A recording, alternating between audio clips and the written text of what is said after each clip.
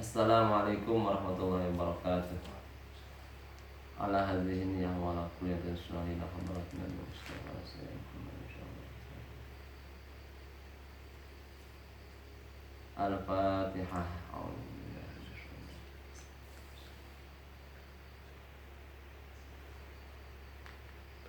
Iyyaka na'budu wa iyyaka nasta'in. Shiraatal ladzina an'amta 'alaihim.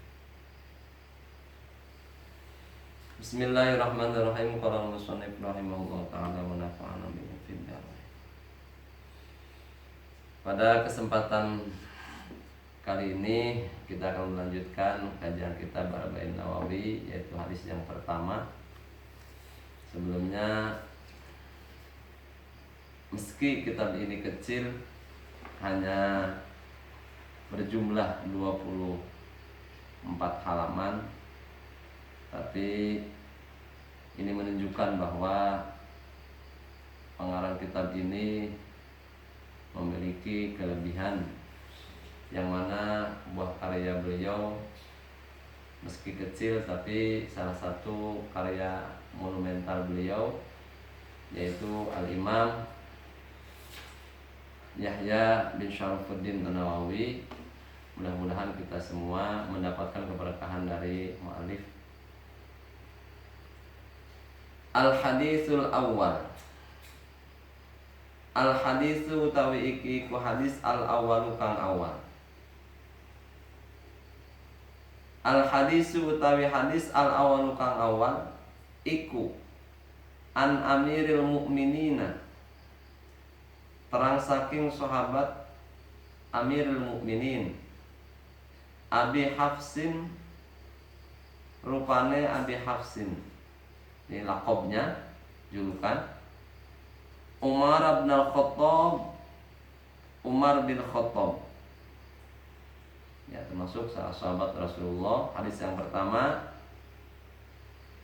pengarang menulis yaitu hadis dari Amirul Mukminin Abi Hafsin Umar bin Khattab, yang kita Ahlus Sunnah wal Jamaah di bulan Tarawih suka mengatakan Al-Khalifatus Tsaniyah Umar bin Khattab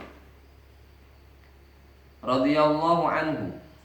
Radhiya muga-muga ngaridoni sapa Allah anhu saking Abi Hafsin Umar bin Khattab. Qala dawu sapa Abi Hafsin, sami'tu mirungu sapa ingsun Rasulullah ing utusane Allah sallallahu alaihi wasallam. Yaqulu dawu sapa Nabi, innamal a'malu binniyat wa innama likulli imri'in ma nawa. Innama angin pastine utawi sahe piro-piro, innamal a'malu angin pastine utawi sahe piro-piro amal iku bin niat, tetep kalawan niat. Wa innama likulli imri'in, lan setuhune lan angin pastine kedua saban-saban awak-awakan iku ma apa bae nawa kang niat sopo imri'in. Hadis yang pertama yaitu hadis tentang niat.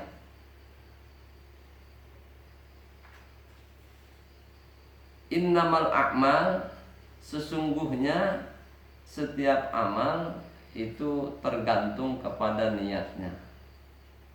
Wa innama likulli imri'in ma nawa, sesungguhnya setiap sesuatu ketika seseorang melakukan aktivitas itu dinilai daripada apa niatnya.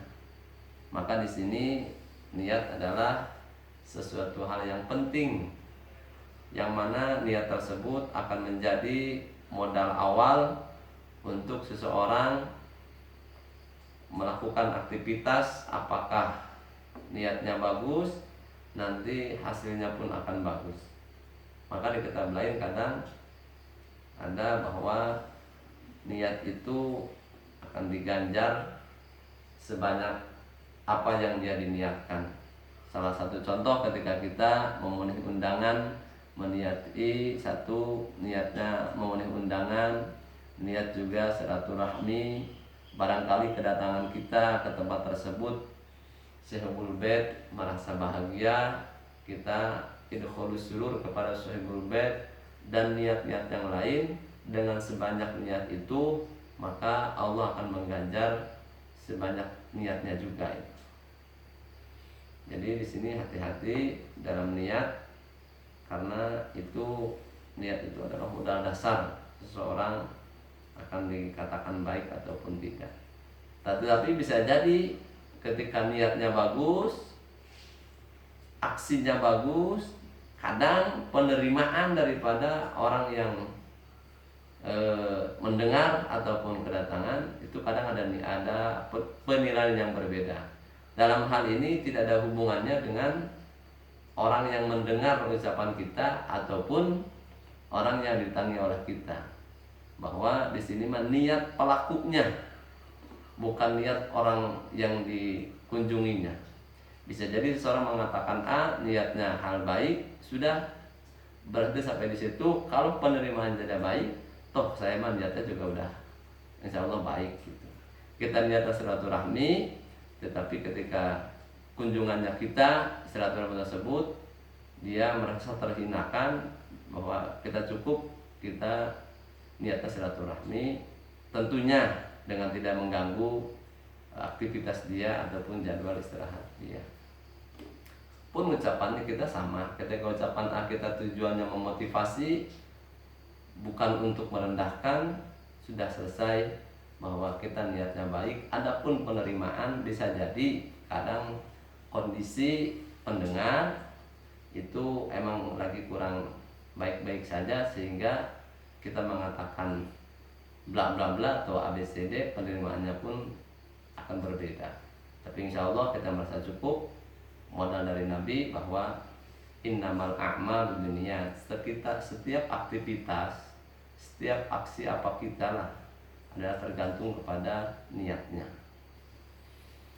Faman kana hijratuhu ilallah, faman mangkau te sopong iku kanat ana sopo siman opo hijratuhu, diulang, iku kanat ana opo hijratuhu, hijrah siman iku ilallahi maring Allah, wa rasulihi lan maring utusane Allah. Fa hijratuhu mangka utawi hijrah siman iku ilallahi wa rasulih, iku ilallahi maring Allah, wa rasulihi lan maring utusane Allah.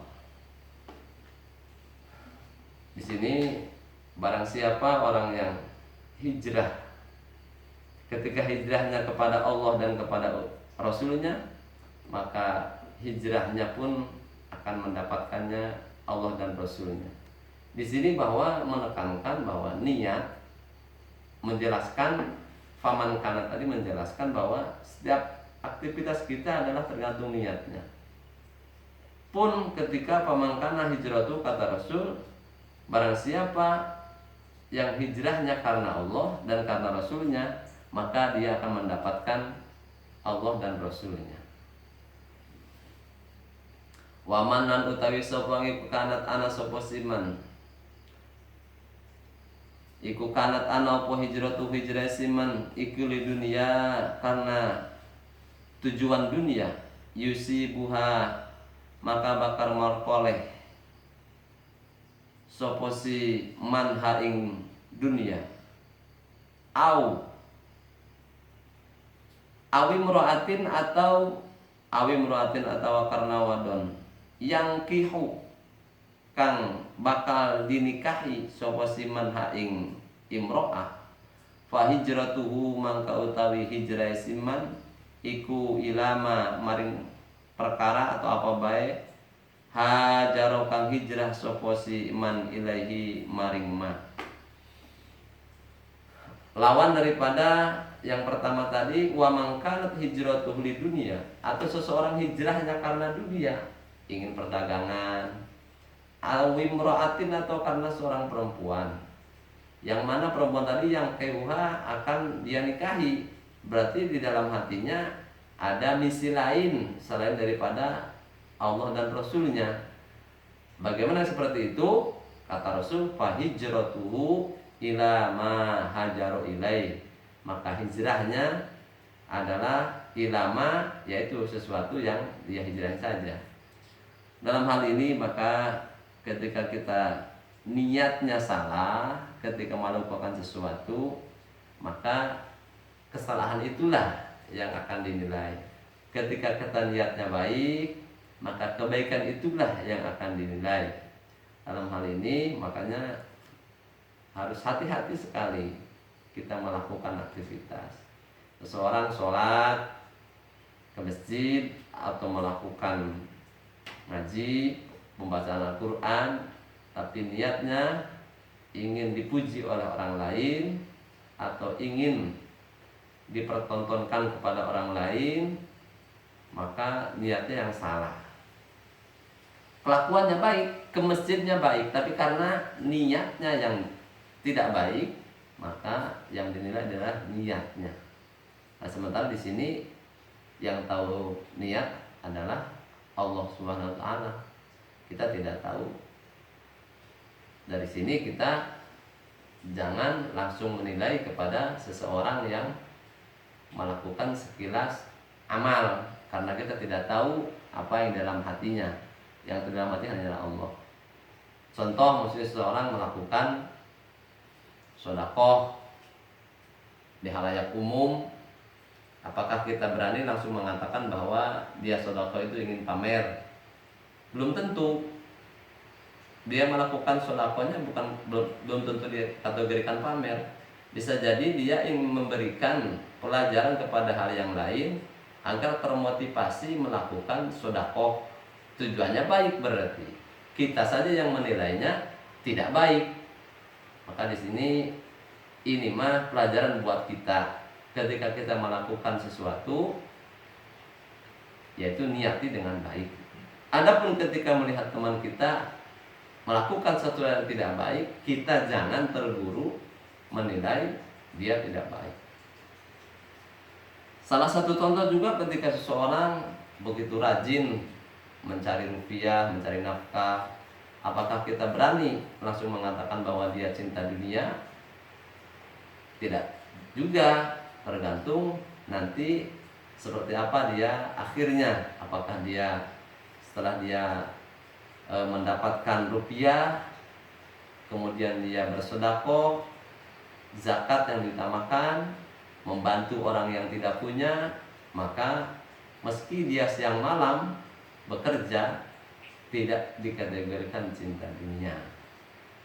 Maksudnya cerita ini adalah kita jangan sampai terburu-buru untuk melakukan atau menilai ketika seseorang melakukan sesuatu. Rawa ngaroyatakan hu ing hadis sapa Imam al-Muhaddisina. Mimnya 2, Imam al-Muhaddisina. Imamal kalau dipanjangin gitu. Sapa Imam al-Muhaddisina, imam lorone ahli hadis, yaitu Imam Bukhari dan Imam Muslim. Abu Abdillah rupane, nih imam loronya Abu Abdillah, rupane Abu Abdillah Muhammad bin Ismail bin Ibrahim bin Al-Mughirah bin Bardizbah Al-Bukhari, yang kita mengenal dengan Imam Bukhari. Nama asli beliau Abu Abdillah Muhammad bin Ismail bin Ibrahim bin Al-Mughirah bin Bardizbah atau Bardazbah Al-Bukhari. Muhammad bin Ismail, tapi kita lebih populer mengenal beliau dengan sebutan Imam Bukhari. Wa Abul Husain lan Abul Husain Muslim bin Al-Hujjaj bin Muslim Al-Qushairi Ainesaburi, yaitu kita mengenalnya dengan Imam Muslim, namanya Abul Husain Muslim bin Al-Hujjaj bin Muslim Al-Qushairi Ainesaburi. Yang pertama yaitu Muhammad bin Ismail, kita mengenal dengan Imam Bukhari, orang katanya lahir di tanah Bukhara. Sekarang konon katanya adalah negaranya Uzbekistan masuk. Fi sahihaihima ing dalam kitab sahih lorone Bukhari lan Muslim. Maksudnya ing dalam kitab sahih lorone Muhammad bin Ismail bin Ibrahim dan Abul Husain Muslim bin Al-Hujjaj. Al-Ladzaini, ya, jangan sampai salah baca. Al-Ladzaini bukan al-ladzina. Ya, pokoknya ini harus kita belajar nahwu lah sedikit bahwa tapi di sini kan ada harokat menjadi enak. Al-Ladzaini kalau di bahasa kita al-Ladzaini huma yang mana? Kitab Sahih Bukhari Muslim gitu kalau terima. Al-Ladzaini kang karon al-Ladzaini huma kang karone utawi gitu. Kitab muhaddisin tadi buah karyanya itu. Iku as-sahhul kutubi. Leuwih sahih piro-piro kitab al-musannafati kang dianggit atau kang dikarang. Ya, ini apa namanya? Kitab Sahih Muslim karena saking beliau itu ahli di bidang hadis, ya meski tidak begitu dekat dengan zamannya Rasulullah, Muhammad bin Ismail yang kita kenal Bukhari dan Abu Husain Muslim yang kita kenal dengan Imam Muslim, meski ada jarak yang lumayan agak jauh dengan Rasulullah, tapi beliau selektif, begitu hati-hati memilih para perawi hadis lain sebagainya ketika hasil daripada penelusuran beliau tentang satu hadis, menilai para rawinya apakah para perawinya itu terpercaya, sikoh ataupun yang lainnya, maka beliau baru berani menuliskan bahwa di kitab sahihnya. Konon katanya Imam Bukhari sendiri tidak berani menulis satu hadis yang boleh dicantumkan di kitab Sahih Bukhari, melainkan beliau menyempatkan dulu sholat 2 rakaat. Jadi kebayang di dalam mengumpulkan hadis saja beliau berapa ribu rakaat beliau lakukan sholat, itu di luar daripada sholat yang sunnah yang sifatnya waktin gitu, kayak qobliyah, ba'diyah, duha, tentunya di luar. Ini khusus untuk pengarang kitab saja.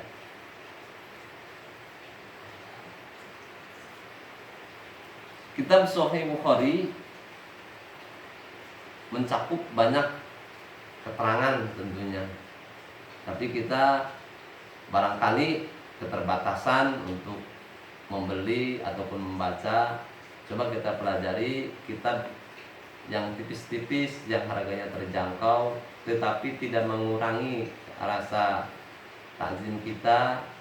Justru dengan adanya kitab yang seperti ini yang tertulis di kitab Sahih Bukhari, di kitab Muslim, Imam Nawawi ingin menyederhanakan, mengambil poin-poin tertentu amri dinih yang ketika di muqaddimah. Jadi di hadis 1 mengambil poin tentang masalah niat, nanti di hadis kedua mengambil poin yang lainnya. Dengan seperti ini kita pun insya Allah lebih mudah. Apalagi kata pengarang sengaja membuang nama-nama perawi ataupun ininya supaya lebih mudah dihafalkan. Ya, mudah-mudahan di hadis yang pertama kita bisa amalkan. Amalan kita tancapkan niat yang tinggi, yang besar, yang baik. Mudah-mudahan Allah akan mencatat kebaikan-kebaikan dari niat itu tersebut. Kita tutup. Walaupun minkum. Assalamualaikum warahmatullahi wabarakatuh.